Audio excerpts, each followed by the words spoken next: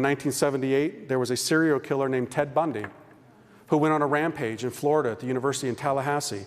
And he massacred 2 girls in a sorority house, and he went into another girl's room to kill her. He had the weapon, the blood from the other girls on his hand, on the knife. He barged into the room, and all of a sudden a mysterious force repelled him from the room, and the weapon was thrown out of his hand. Why? Well, the girl in that dorm that night had fallen asleep with a rosary in her hand.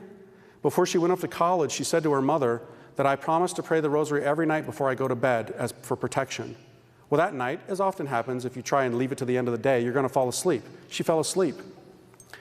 When the cops came, they saw the girl in a basically catatonic state. She was like paralyzed with fear. She said she didn't want to talk to anybody but a priest. They got a priest, a Monsignor came, and she told the priest that what she had told her mother about making that promise. Years later, when Ted Bundy was on death row, he asked to speak to a priest. Guess which priest came? The same one. And they had a little conversation. And Ted Bundy said to him, you know, there's something I don't understand. That last night, that was the last killing that he did, I had killed those 2 girls, and I went into the other room, and some force threw me out of the room and threw the weapon out of my hand. Can you explain that to me? Actually, I can. That's what the priest said. He said, I talked to that girl that night.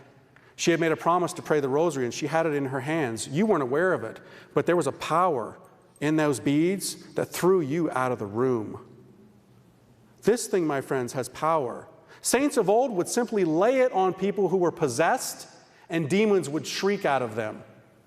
You know, today we look at this and we say, oh, that's just nonsense. No, it's not nonsense. This thing is a sword, my friends, a sword.